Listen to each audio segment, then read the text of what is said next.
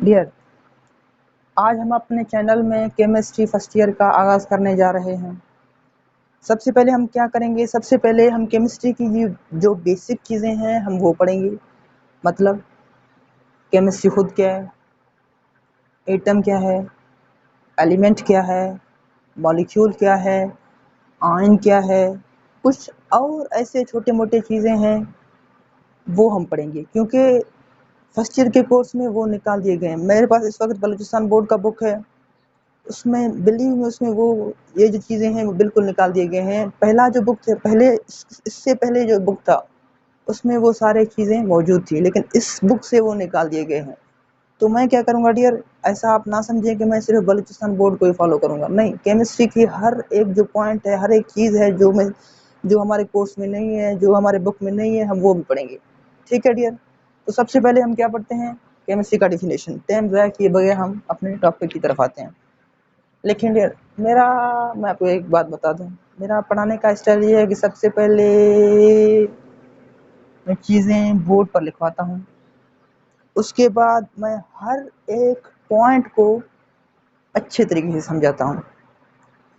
Dear, आप भी जब मैं लिखूँ तो आप भी मेरे साथ लिखें, अगर आपको लेक्चर का फ़ायदा उठाना है, वरना बिलीव में आपको कोई फ़ायदा नहीं होने वाला डियर। तो मैं लिखता हूँ, आप भी लिखो मेरे साथ। चलो लिखते हैं। सबसे पहले हम इसका डिफिनेशन लिखेंगे। The branch of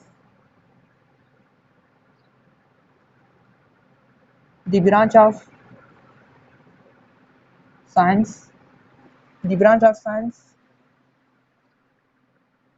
in which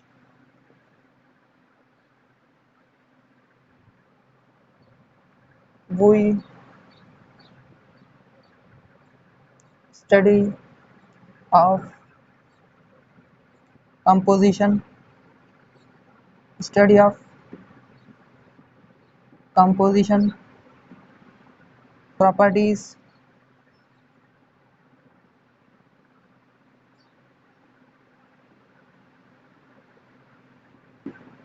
properties, structure, properties, structure, and chemical reaction. इसके मेरे नहीं भाई, मैटर की, ऑफ मैटर are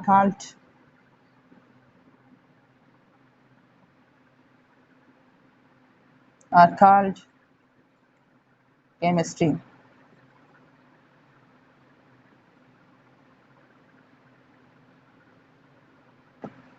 एग्जाम्पल मैं आपको समझाने के लिए खुद लिखता हूँ।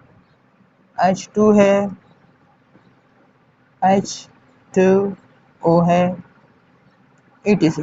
ये मैंने एग्जाम्पल क्यों लिखे हैं आपको समझाऊंगा, तब आपको पता चल जाएगा। तो क्या है डियर, सबसे पहले हम क्या पढ़ते हैं, क्योंकि मैंने लिखा है यहाँ पर मैटर। जब तक हम इसके बारे में नहीं जानेंगे तब तक हमें आगे कुछ समझ आने वाला नहीं है। तो सबसे पहले हम क्या पढ़ेंगे डियर, मैटर। क्या है dear, matter. Anything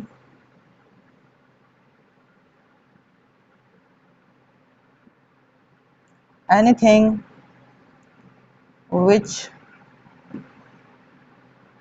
has mass and occupies some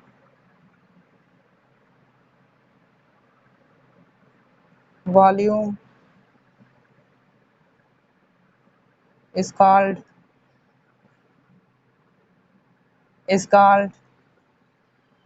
matter। क्या है डियर, इसका मैटर। एग्जाम्पल, सॉलिड है, गैस है, उसके बाद लिक्विड है। ETC। डियर मैटर क्या है? कोई भी ऐसी चीज जो जगह घेरे और वजन रखे उसको हम क्या बोलते हैं? मैटर। डियर एक बात मेरी अपने भेजे में घुसा लें, वो क्या है कि ये जो पूरा हमारा कायनात है वो सिर्फ दो चीज़ों से मिलकर बना है। एक है मैटर, दूसरा है एनर्जी। ये जो पूरी कायनात है वो सिर्फ दो चीज़ों से मिलकर बना है, एक है मैटर, दूसरा है एनर्जी। मेरी बात याद रखें डियर। अभी यहाँ हमारा टॉपिक एनर्जी नहीं है, क्या है? मैटर। तो मैटर मैंने क्या लिखवाया? कोई भी ऐसी चीज़ जो जगह घेरे और वजन रखे उसको हम मैटर बोलते हैं। मैंने एग्जांपल दे दिए भाई, सॉलिड। आप बोलोगे सर सॉलिड का एग्जांपल क्या है? ये मार्कर है। ये मार्कर की कोई ना कोई शेप तो है, मतलब कोई ना कोई जगह घेरता है, इसका कोई ना कोई मास भी है, तो ये क्या है? मैटर है। व्हाइट बोर्ड क्या है? मैटर है। मोबाइल फोन क्या है? मैटर है। पेन क्या है? मैटर है। बुक क्या है? सॉलिड मैटर है। ये जो मैंने सारे एग्जांपल दिए हैं, ये किसके एग्जांपल हैं? सॉलिड मैटर के। उसके बाद हम लिक्विड की तरफ आते हैं डियर। लिक्विड क्या है? जैसे H2O क्या है? वाटर है, लिक्विड है। ये क्या है? उसका एग्जांपल है लिक्विड का। जैसे डियर पेट्रोल है, ये क्या है? लिक्विड का एग्जांपल है। अब आते हैं गैस की तरफ। गैस में डियर जैसे हवा है, हवा के अंदर क्या क्या चीज़ें मौजूद होते हैं? आप जानते हो कि एयर में मौजूद होता है नाइट्रोजन, ऑक्सीजन, आर्गन, ETC। और बहुत सारी चीज़ें क्या हैं इसके अंदर मौजूद होते हैं। ये सारे क्या हैं? मैटर हैं। नाइट्रोजन क्या है? एक मैटर है। O2 क्या है? एक मैटर है।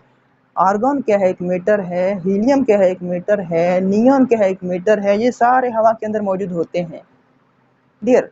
इनका भी कोई ना कोई वॉल्यूम तो होगा, इसका भी कोई ना कोई वजन तो होगा डियर। कोई ना कोई वजन तो है, बेशक वो निग्लिजिबल है लेकिन है जरूर डियर, ये बात याद रखें। फिर उसके बाद मैटर मैंने आपको समझा दिया। फिर उसके बाद हम आते हैं अपने डिफिनेशन की तरफ। डिफिनेशन में डियर मैंने क्या लिखा? The branch of science in which we study of composition, properties, structure and chemical reaction. किसके? मेरे नहीं भाई, मैटर की। Okay dear. अर्थात केमिस्ट्री। मैंने दो एग्जांपल दे दिए, इसके ज़रिए मैं आपको कंपोजिशन भी समझाऊंगा कि कंपोजिशन क्या है, प्रॉपर्टीज़ क्या है, स्ट्रक्चर क्या है, केमिकल रिएक्शन क्या है। तो मैं इसको मैटर का डेफिनेशन अगर आपने लिखा है तो मैं इसको मिटा देता हूँ डियर, अगर नहीं लिखा है तो स्क्रीनशॉट निकालें डियर प्लीज़। चलो आगे चलते हैं।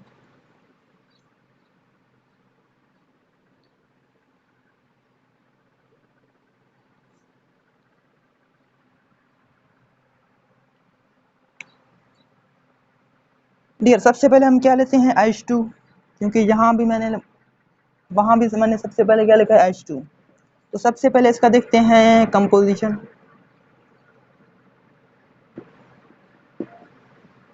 कंपोजिशन फिर उसका देखेंगे हम प्रॉपर्टीज।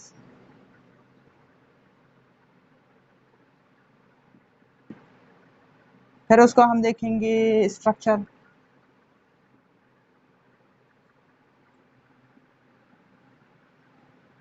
फिर उसका हम देखेंगे केमिकल रिएक्शन। क्या देखेंगे dear? Chemical reaction.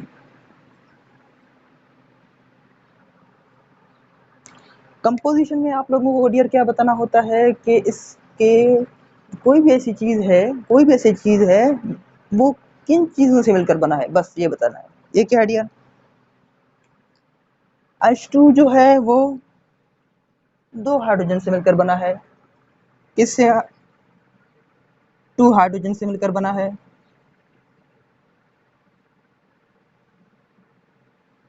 Dear composition खत्म, कंपोजिशन का मकसद खत्म हो गया। फिर उसके बाद हम देखेंगे प्रॉपर्टीज।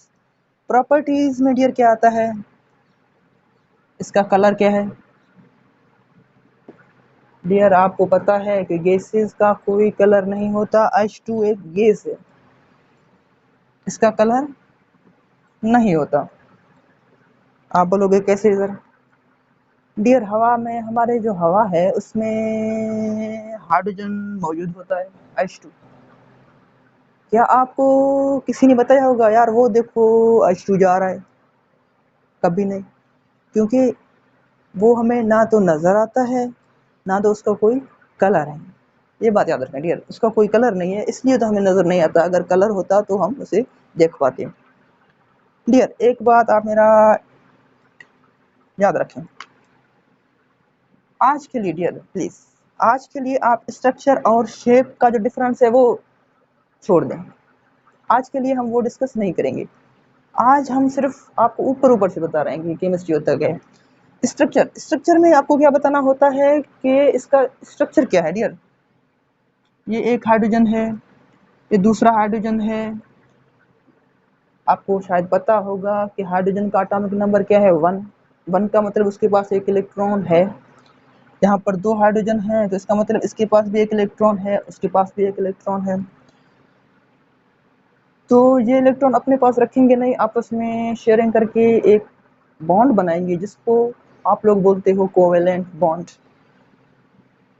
ये इलेक्ट्रॉन इसका है, ये इलेक्ट्रॉन इसका है, इन दोनों ने मिलकर एक बॉन्ड बना लिया। ये क्या है, इसका स्ट्रक्चर। खत्म, कोवेलेंट बॉन्ड बनाया। क्यों बनाया वो जब मैं आपको एटम पढ़ाऊंगा तो आपको समझाऊंगा कि बॉन्ड एटम या एलिमेंट क्यों बनाते हैं। उसके बाद डियर एक एच है हमारे मेरे पास, केमिकल रिएक्शन अभी बता रहा हूँ डियर।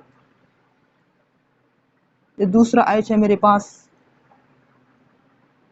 इसका हो गया रिएक्शन। रिएक्शन खुद हुआ तो वेरी गुड, अगर नहीं हुआ तो आप इसको क्या करोगे, हीट करोगे।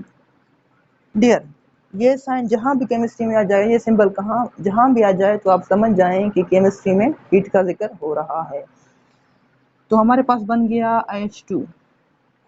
डियर एक बात बताएं, क्या आपने आज तक ऐसा हाइड्रोजन कभी देखा है कि हाइड्रोजन अकेला हो? नहीं, क्योंकि ये फ्री एग्जिस्ट नहीं करता। क्यों नहीं करता, हम एटम, इसके बाद हम एटम पढ़ेंगे। एटम में मैं आपको बताऊंगा कि ऐसा क्यों नहीं, हमें हाइड्रोजन अकेला क्यों नहीं मिलता। तो इसको क्या करेंगे, 2 करेंगे, इसको भी 2 लगाएंगे। अभी डियर एक बात मेरी याद रखें, जब भी आप केमिकल रिएक्शन लिखते हो तो उसको बैलेंस करना भी जरूरी होता है। तो सबसे पहले इस साइड को हम बोलते हैं रिएक्टेंट।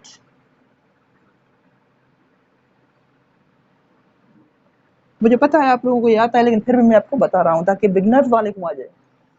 इसको बोलते हैं प्रोडक्ट। एक होता है रिएक्टेंट, दूसरा होता है प्रोडक्ट। जितने एलिमेंट या एटम रिएक्टेंट के साइड हैं उतने एलिमेंट या एटम प्रोडक्ट के साइड होना चाहिए। तो फिर हमारा रिएक्शन क्या है, बैलेंस। तो यहाँ पर मेरे ख्याल से 4 हाइड्रोजन है रिएक्टेंट की तरफ, वहां पर सिर्फ 2 है, तो 2 को 4 बनाने के लिए हम 2 से मल्टीप्लाई करते हैं, रिएक्शन हमारा बैलेंस हो गया। ओके डियर, ये क्या है, केमिकल रिएक्शन। उसके बाद हम आते हैं अपने दूसरे एग्जाम्पल की तरफ।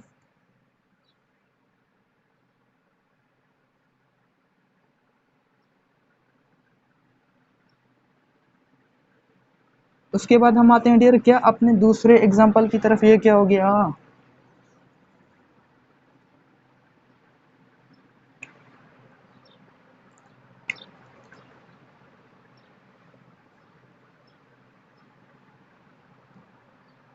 H2O हमारा दूसरा एग्जाम्पल है।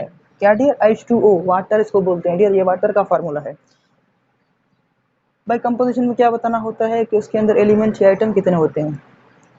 तो इसके पास 2 हाइड्रोजन है, 1 ऑक्सीजन है, इसका रेशो क्या है, 2:1। आप जहां भी प्योर वाटर देखें उसका रेशो क्या होगा, 2:1। मतलब ऑक्सीजन 1 होगा, 2 हाइड्रोजन होंगे, बात खत्म। इसके पास 2 हाइड्रोजन है, 1 ऑक्सीजन है, कंपोजिशन खत्म। उसके बाद हम देखेंगे प्रॉपर्टी। ये इसका एक बड़ा सा प्रॉपर्टी है, वो है क्या, यूनिवर्सल यूनिवर्सल सॉल्वेंट। क्या है dear? Universal solvent.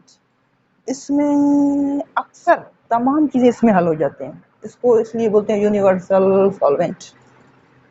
Structure structure इसका ऐसा है dear,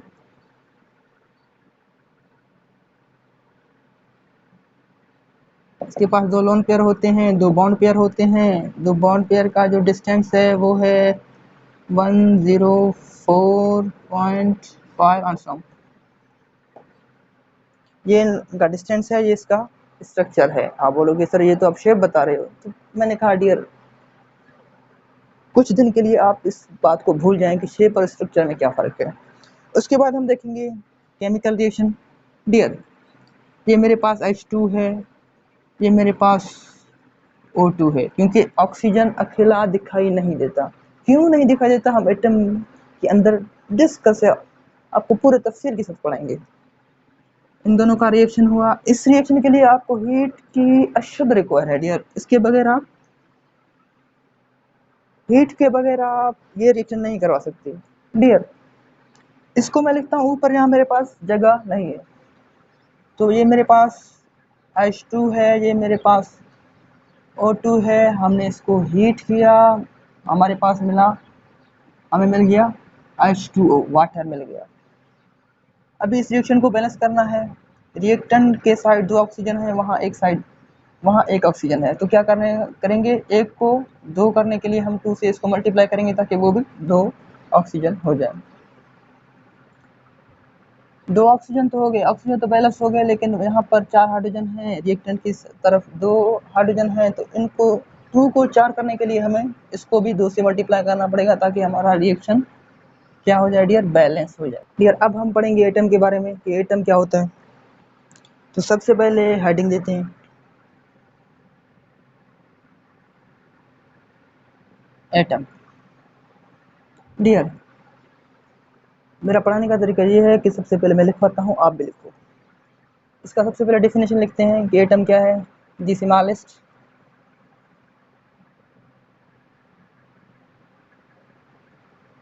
smallest particle of an element, smallest particle of an element which shows, which ज़ाहिर, which shows all the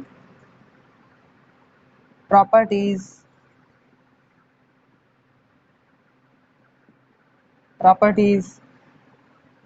of an element, of an element are called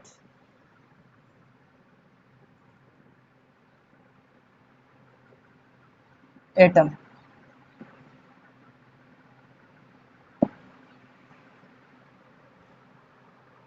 dear सबसे पहले हम atom का जो background है उसको चेक करते हैं। सबसे पहले आप एक वर्ड भी कुछ और भी लिखते हैं इसके बारे में, इसको छोड़ते हैं फिलहाल डियर, आगे लिखेंगे वो। सबसे पहले हम एटम का बैकग्राउंड चेक करेंगे डियर।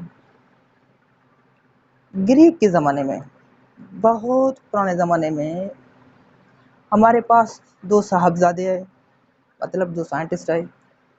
एक का नाम था डेमोक्रिटस, दूसरे का नाम था ल्यूसिपस। क्या डियर? एक का नाम था डेमोक्रिटस, दूसरे का नाम था ल्यूसिपस। आप शायद देख रहे होंगे, पिक्चर्स आप देख रहे होंगे। तो ये दोनों आए, इन्होंने यूनान ज़माने में, मतलब जो ज़माना उस टाइम चल रहा था वो यूनान का ज़माना था, उस ज़माने में उन्होंने एटम का वर्ड जो था वो पहली मर्तबा इन दोनों ने इस्तेमाल किया। इन दोनों ने क्या कहा? इन दोनों ने कहा हमारे पास एटम है, एटम ग्रीक ज़बान का वर्ड है। एटम आया है एटमोस से, और एटमोस का मतलब है इंडिविजिबल।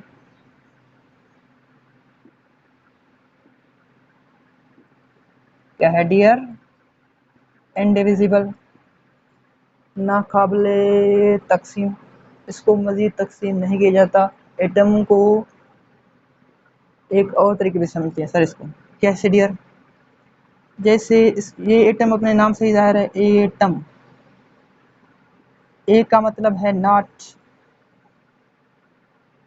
और TOM का मतलब है कट। मतलब एटम को मज़ीद तकसीम नहीं किया जा सकता, एटम को मज़ीद आप डिवाइड नहीं कर सकते। एटम अपने नाम से ही ज़ाहिर है। इसको छोड़ दें, हम साइंटिस्ट की बात कर रहे हैं। इन दोनों ने क्या बोला? इन दोनों ने बोला कि आप एक एलिमेंट उठाएं, उसको डिवाइड करें, डिवाइड करते चलें करते चलें करते चलें, एक वक़्त ऐसा आएगा कि वो एलिमेंट मज़ीद डिवाइड नहीं होगा। एक वक़्त ऐसा आएगा आपके पास एक ऐसा पार्टिकल आपको मिलेगा जो मज़ीद डिवाइड ना हो, वो पार्टिकल आपका एटम है। इन साहब लोगों ने बोला है। क्या है डियर? वो पार्टिकल आपका एटम है। डियर, उस टाइम ये बात कहना एक बड़ी वैल्यू चीज़ इस बात की कि एटम कि इन्होंने एक मकसद बताई, मतलब बताई कि पहले तो लोगों को एटम के बारे में पता ही नहीं था कि एटम होता क्या है। इसके बाद लोगों को पता चला वाकई यार एटम एक ऐसा ज़र्रा है जो मज़ीद तकसीम नहीं हो सकता। लेकिन उस टाइम तो डेमोक्रिटस और ल्यूसिफस दोनों सही थे, लेकिन आज का जो ज़माना है वो बेचारे गलत हो गए। कैसे डियर? आप इसको वो नहीं बोल सकते, ये नहीं बोल सकते कि इन दोनों ने झूठ बोला था, ना ना ना, क्योंकि ये कहना बड़ा गुनाह है, क्योंकि उस टाइम लोगों को कुछ पता ही नहीं था एटम के बारे में। तो उस टाइम ये भी लोगों के लिए एक बड़ी बात थी। तो लेकिन आज वो गलत हैं। क्यों गलत हैं डियर? इसका मतलब है आज आप भी इन दोनों से बड़े साइंटिस्ट हो। कैसे डियर? आपको पता है डियर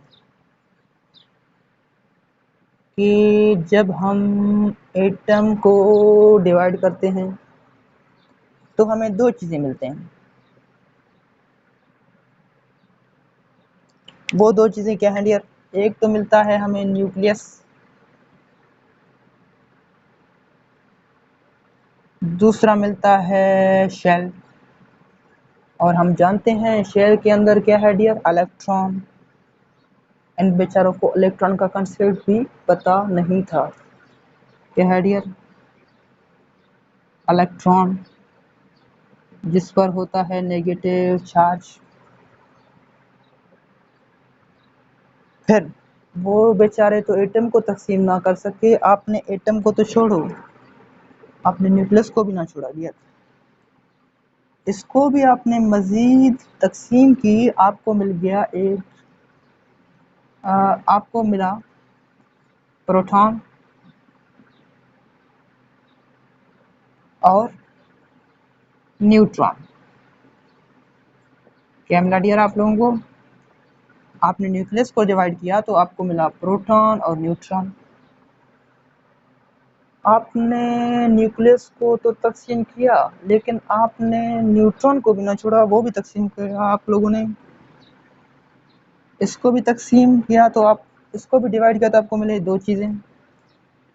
जब आप एक न्यूट्रॉन को डिवाइड करते हो, तोड़ते हो, हथौड़ा मारते हो, आपको दो चीज़ें मिलता है। कौन सी चीज़ें वो? एक मिलता है प्रोटॉन, दूसरा मिलता है आपको आपको इलेक्ट्रॉन। इसको तो छोड़ो, आपको आज क्वार्क के बारे में पता है। Up quark, down quark. ये आप जानते हो शायद, फिजिक्स में हम पढ़ते हैं। तो फिलहाल हम उसकी बात नहीं करेंगे, आज हम न्यूट्रॉन तक आ गए, मैं खुद भी थक गया हूँ न्यूट्रॉन तक आते आते। तो इसने क्या किया कि हमने क्या किया कि न्यूट्रॉन को भी डिवाइड कर लिया। फिर आपका एक सवाल होगा, सर चलो आपने बता दिया इलेक्ट्रॉन पर नेगेटिव चार्ज है, प्रोटॉन पर पॉजिटिव चार्ज है, न्यूट्रॉन पर फिर क्या चार्ज है डियर? आप बोलोगे सर न्यूट्रॉन पर सर क्या चार्ज है, तो न्यूट्रॉन क्या है डियर? न्यूट्रल। आप बोलोगे सर न्यूट्रल तो हमने बहुत सुना है, आज हमें रीजन भी चाहिए इसका कि क्या इसका रीजन है कि न्यूट्रॉन क्यों न्यूट्रल है। तो वो समझ करो यार, मैं आपको समझाता हूँ। मैं इसको मिटाता हूँ इस साइड, आपको समझाओ ना यार न्यूट्रॉन क्यों न्यूट्रल है। डियर अभी लिखा हुआ है आपके सामने, मैंने लिखा है, आप बिना वजह गुस्सा करते हो यार। लिखा हुआ है सामने, क्या है? न्यूट्रॉन। न्यूट्रॉन एक प्रोटॉन, न्यूट्रॉन जब आप डिवाइड करते हो न्यूट्रॉन को तो आपको मिलता है एक प्रोटॉन दूसरा इलेक्ट्रॉन। डियर हम जानते हैं इलेक्ट्रॉन पर नेगेटिव चार्ज है, यहाँ पर लिखता हूँ। प्रोटॉन पर क्या है डियर? Positive charge. इलेक्ट्रॉन पर क्या है डियर? Negative charge. हम जानते हैं डियर जब भी दो अपोजिट चार्ज आपस में मिलते हैं तो वो कैंसिल आउट हो जाते हैं, नेट रिजल्ट क्या आता है? जीरो। जीरो का मतलब है न्यूट्रल।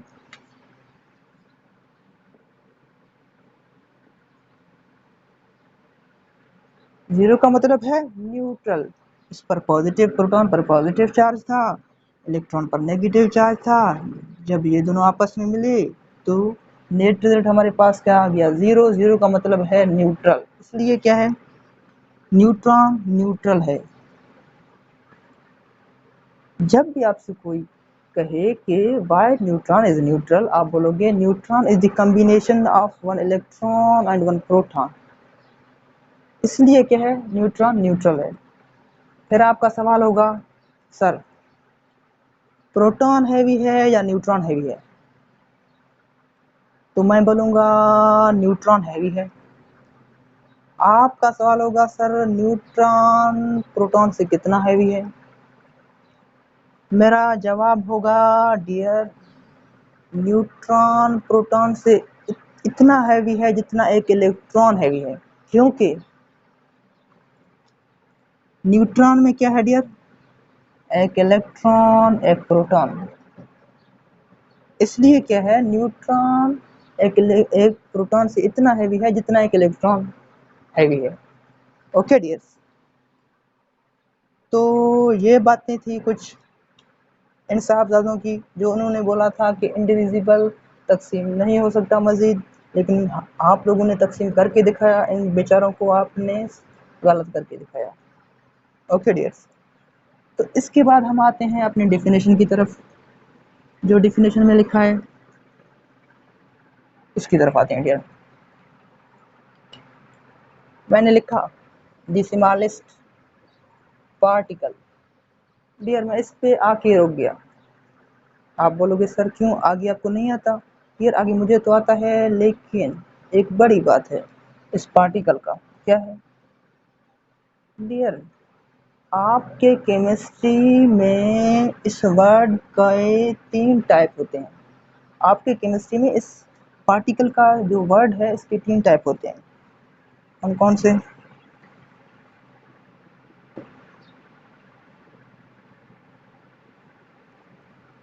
डियर जब भी आपका टीचर कहे पार्टिकल तो टीचर का मतलब है या आयन, या फिर एटम, या फिर मॉलिक्यूल। ये आपके टीचर। पार्टिकल का मतलब है, जब भी आपका टीचर बोले पार्टिकल आप फौरन समझ जाएं कि टीचर का मतलब है या तो आयन, या तो एटम या तो मॉलिक्यूल। डियर, इसको याद करने का एक तरीका मैं आपको बताता हूँ कि इसको आप कैसे याद करोगे। इंग्लिश में आप आई लिखते हो, तो आई के साथ आप हमेशा एम ज़रूर लिखते हो, आई के साथ आप एम ज़रूर लिखते हो। तो आई का मतलब है आयन, ए का मतलब है एटम, एम का मतलब है मॉलिक्यूल। ओके डियर, हम आगे चलते हैं। Of an element. Dear, element क्या है इसके बाद में आपको तफसील से पढ़ाऊंगा, आपका जी भर जाएगा कि एलिमेंट क्या है, लेकिन आज नहीं, थोड़ा वेट करें। An element which shows all the properties of an element। Dear, जैसे जब आप मेरे बारे में पढ़ते हो, जब किसी इंसान के बारे में पढ़ते हो, तो उसका आप क्या, उसकी स्टडी आप कौन सी चीज़ आप स्टडी करते हो? सेल। इसी तरह जब आप किसी दीवार के बारे में पढ़ते हो तो आप ब्रिक्स, ईंट्स ईंट्स के बारे में पढ़ते हो। ईंट्स का स्टडी करके आपको पता चल जाता है कि ये जो दीवार है किस तरीके से बना है। इसी तरह जब आप किडनी के बारे में पढ़ते हो तो आपको रिक्वायर होती है नेफ्रॉन की। इसी तरह जब आप ब्रेन के बारे में पढ़ते हो तो आपको रिक्वायर होती है न्यूरॉन की। मतलब क्या हुआ कि एटम एलिमेंट का वो छोटा जर्रा है, वो छोटा चीज है जो एक एलिमेंट की पूरी जो प्रॉपर्टी है उसको जाहिर करता है। किसकी? जिसकी वो एटम है। मतलब अगर कार्बन का एलिमेंट है, कार्बन का एटम है, तो वो कार्बन की एलिमेंट की सारी खसूसियात को शो करेगा। अगर नाइट्रोजन का वो एटम है तो नाइट्रोजन की सारी खसूसियात को वो जाहिर करेगा। अगर ऑक्सीजन का है, ऑक्सीजन का एटम है, तो ऑक्सीजन एटम, ऑक्सीजन एलिमेंट की सारी प्रॉपर्टीज को वो जाहिर करेगा। प्रॉपर्टीज का मकसद क्या है? एलिमेंट का एटॉमिक नंबर क्या है? जैसे कार्बन का आज हमें पता है एटॉमिक नंबर 6 है। ऑक्सीजन का एटॉमिक नंबर क्या है? हमें एटम से पता चला है। नाइट्रोजन का एटॉमिक नंबर क्या है? हमें एटम से पता चला है। हाइड्रोजन का एटॉमिक नंबर क्या है? उसकी एटम से पता चला है। फ्लोरीन का एटॉमिक नंबर क्या है? हमें उसके एटम से पता चला है। तो इसका मकसद हुआ, जैसे मेरी प्रॉपर्टी को आप पढ़ने के लिए आप मेरा सेल स्टडी करते हो, इसी तरह आप एलिमेंट की प्रॉपर्टी को पढ़ने, जाहिर करने के लिए, समझने के लिए आप उसका एटम, आपको उसका एटम स्टडी करना होगा। डियर, एक बात और है कि हमारा जो पूरा दुनिया है वो छोटे छोटे पार्टिकल से मिलकर बड़े बड़े पार्टिकल से बना है। मतलब छोटे छोटे पार्टिकल मिलते हैं तब कुछ बड़े बड़े पार्टिकल बनते हैं और उन बड़े बड़े पार्टिकल को हम इस्तेमाल करते हैं। जैसे हम जो है, इंसान जो है वो सेल से बने हैं, और कंपाउंड जो है वो मॉलिक्यूल से बना है। दीवार जो है वो ईंट से, ब्रिक से बना है। इसी तरह हमारा जो दिमाग है वो न्यूरॉन से बना है। किडनी है वो नेफ्रॉन से बना है। तो मतलब छोटे छोटे चीज़ें जब मिलते हैं तब बड़े बड़े चीज़ें बनते हैं। तो हमारा जो दुनिया है, पूरी दुनिया है, वो छोटे छोटे चीज़ों से मिलकर बड़े बड़े चीज़ें बने हैं। जब भी आपका टीचर स्टार के साथ कोई भी सेंटेंस लिखे तो आप समझ जाए वो आपका क्या है, एमसीक्यूज। तो क्या लिखूंगा? Atoms, atom can not exist, exist freely। Atom cannot exist freely except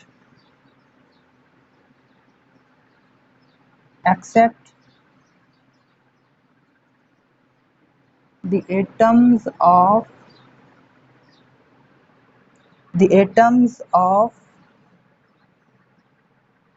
Nobel gases. Bracket में लिखता हूँ helium, neon, argon, krypton, xenon, radon radon and बेडॉन। डियर बेडॉन अभी तक दरियाफ्त नहीं हुआ। अभी ये मैंने एक एमसीक्यू लिखा है कि atom can not exist freely except atoms of noble gases. फिर आपका सवाल होगा अभी टीचर ने दो बातें कही हैं कि कुछ एटम जो है वो फ्री है, जैसे ये है, और कुछ एटम जो है वो फ्री नहीं है। इसको समझने के लिए मैं आपको सबसे पहले मेरे पास क्या है डियर, हीलियम। उसके बाद मेरे पास क्या है, नियोन। उसके बाद मेरे पास है आर्गॉन। फिर आता है क्रिप्टॉन। फिर आता है जीनॉन। फिर आता है रेडॉन। आपको ये तो पता होगा नोबल गैसेस हमारे पीरियोडिक टेबल में कहाँ रखे हैं, लास्ट ग्रुप में रखे हुए हैं। समझ गए? नोबल गैसेस हमारे लास्ट ग्रुप में रखे हुए हैं।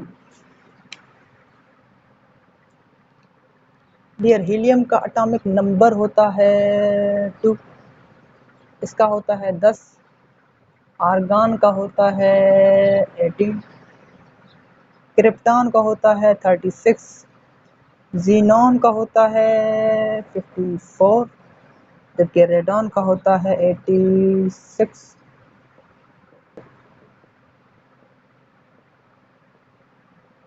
हीलियम के पहले शेल में 2 इलेक्ट्रॉन होते हैं। नियोन के पहले शेल में 2 इलेक्ट्रॉन होते हैं, दूसरे में 8। आर्गॉन के पहले शेल में 2 इलेक्ट्रॉन होते हैं, दूसरे में 8 होते हैं, तीसरे में भी 8 होते हैं। क्रिप्टॉन के पहले शेल में 2 इलेक्ट्रॉन होते हैं, दूसरे में 8, तीसरे में 18, चौथे में 8। इसी तरह जीनॉन के पहले शेल में 2 इलेक्ट्रॉन होते हैं, दूसरे में 8 होते हैं, तीसरे में 18 होते हैं, 18, चौथे में भी 18 होते हैं, पांचवें में 8 होते हैं। इसी तरह रेडॉन के पहले शेल में 2 इलेक्ट्रॉन होते हैं, दूसरे में 8 होते हैं, तीसरे में 18 होते हैं, चौथे में 32 होते हैं, पांचवें में फिर से 18 होते हैं, छठे में 8 इलेक्ट्रॉन होते हैं। देखें इसको, लास्ट शेल को आप देखें डियर।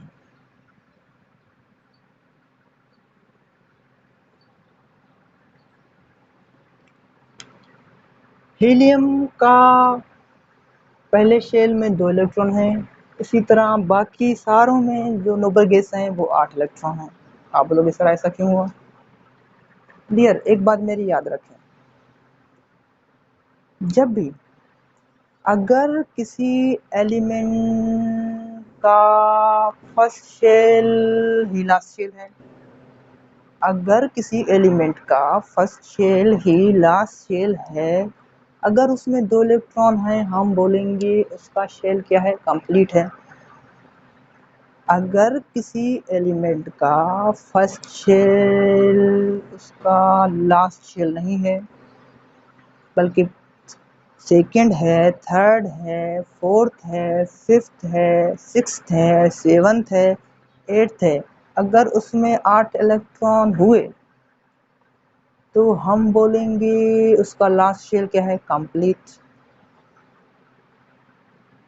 क्या है डियर, कंप्लीट। तो डियर कोई भी एटम रिएक्शन क्यों करता है, ताकि उसका लास्ट शेल कंप्लीट हो जाए। ये जो नोबल गैसेस हैं, ये नेचुरली ही इन सब का लास्ट शेल कंप्लीट है। मतलब ये इसलिए एग्जिस्ट करते हैं क्योंकि इनका लास्ट शेल कंप्लीट है। तो पता चला नोबल गैसेस इसलिए फ्री एग्जिस्ट कर सकते हैं क्योंकि इसके लास्ट शेल कंप्लीट होते हैं नेचुरली। हीलियम हमें अकेला मिल सकता है क्योंकि इसका लास्ट शेल कंप्लीट है। नियोन हमें अकेला मिल सकता है क्योंकि इसका लास्ट शेल कंप्लीट है। तो आपका सवाल होगा क्या सर हाइड्रोजन कभी भी हमें अकेला नहीं मिलेगा? द आंसर इज यस, बिल्कुल अकेला नहीं मिलेगा।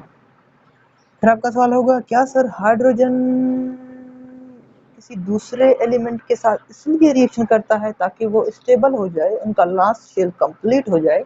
The answer is yes. Hydrogen अगर किसी दूसरे एलिमेंट के साथ या अपने जैसे हाइड्रोजन के साथ रिएक्शन इसलिए करता है ताकि उनका लास्ट शेल कंप्लीट हो जाए। आपका सवाल होगा क्या सर जब हाइड्रोजन किसी दूसरे हाइड्रोजन के साथ रिएक्शन करता है तो क्या दोनों का लास्ट शेल कंप्लीट हो जाता है? The answer is yes. क्या सर हाइड्रोजन जब कार्बन के साथ रिएक्शन करता है तो इन दोनों का लास्ट शेल कंप्लीट हो जाता है? The answer is yes. क्या सर कार्बन जब ऑक्सीजन के साथ रिएक्शन इसलिए करता है ताकि उनका लास्ट शेल कंप्लीट हो जाए, वो फ्री एग्जिस्ट रह सके? The answer is yes. तो पता चला नोबल गैस के अलावा दूसरे जो एलिमेंट हैं वो इसलिए फ्री एग्जिस्ट नहीं करते क्योंकि उनका लास्ट शेल कंप्लीट नहीं है, वो अपने लास्ट शेल कंप्लीट करने के लिए ही रिएक्शन करते हैं। डियर एक बात और है, वो बात ये है एमसीक्यूज है डियर, स्टार के साथ लिखा तो समझो एमसीक्यूज है। हमारा जो जमीन है हमने देखा है इसमें 50% क्या है डियर? ऑक्सीजन।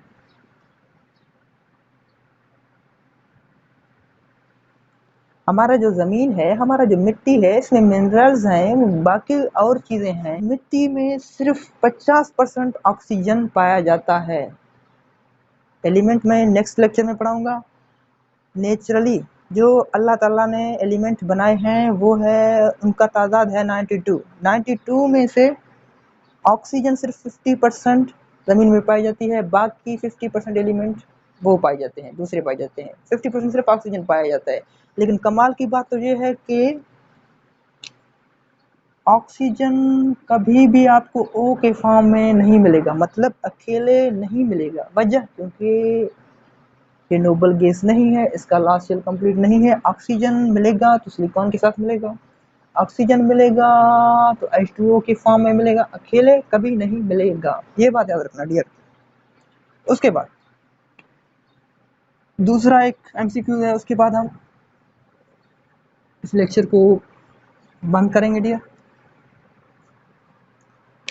वो एमसीक्यूज है एयर। डियर हमारा जो एयर है इसमें नाइट्रोजन सबसे ज़्यादा पाया जाता है, उसके बाद ऑक्सीजन, उसके बाद आर्गन, उसके बाद कार्बन डाइऑक्साइड और बाकी चीज़ें पाई जाती हैं। मसलन हीलियम है, नियोन है, क्रिप्टॉन है, जीनॉन है। रेडॉन हवा में नहीं होता। क्यों नहीं होता? थोड़ा सब्र करें, मैं आपको जवाब देता हूँ। सबसे पहले इसका परसेंटेज हवा में क्या है डियर? 78.03% हवा में पाया जाता है डियर। इसका 21% ऑक्सीजन का 0.8% पाया जाता है डियर। आर्गन का जो परसेंटेज है वो है 0.98% पाया जाता है हवा में। कार्बन डाइऑक्साइड की जो परसेंटेज है वो है 0.03%। ये इतना हवा में पाया जाता है डियर।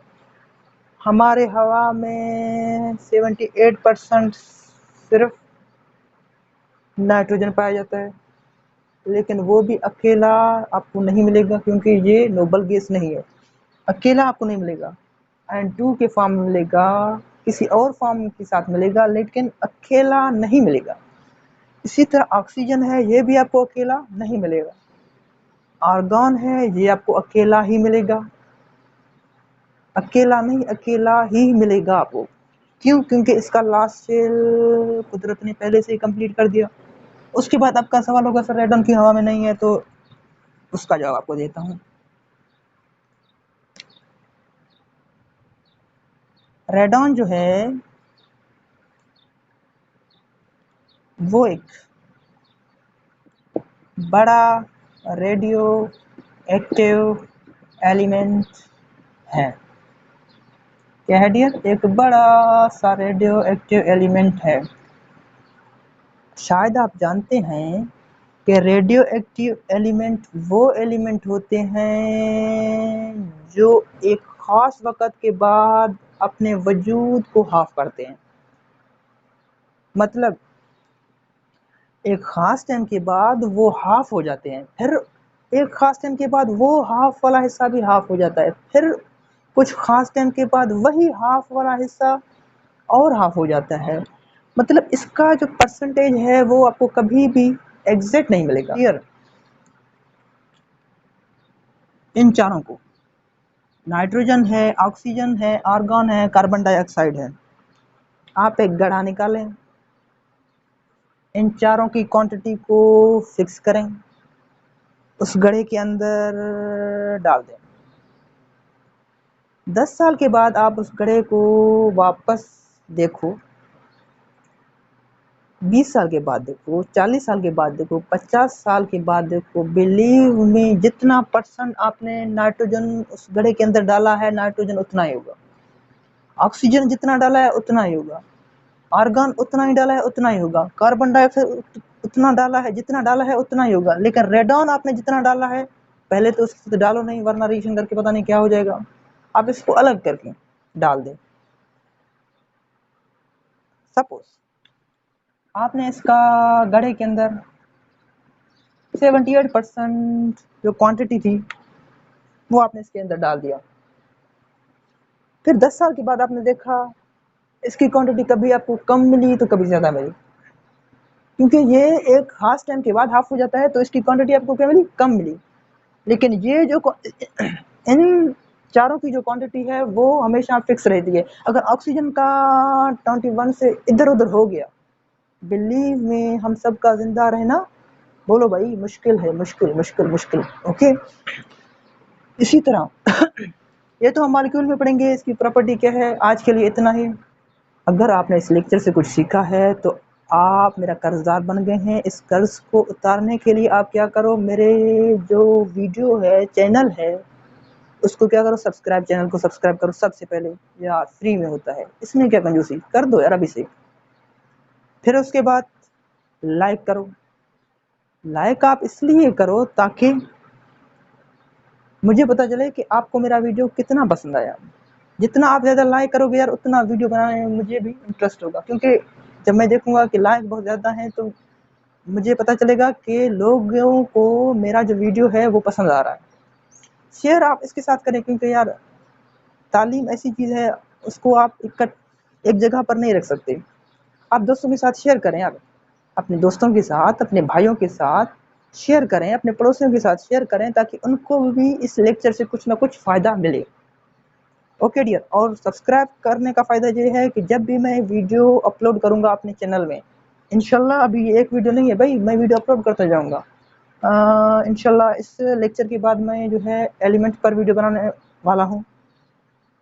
तो जब भी मैं वीडियो बनाऊँगा आपको अगर आपने सब्सक्राइब किया है तो आपको सबसे पहले नोटिफिकेशन आ जाएगी। आपने जब भी आप नेट खोलोगे, यूट्यूब खोलोगे, आपको नोटिफिकेशन मिल जाएगा कि भाई इस बंदे ने जो है एलिमेंट पर लेक्चर बना लिया है, आपसे देख लें। तो ये फ़ायदा है डियर। तो आज के लिए इतना ही। All the very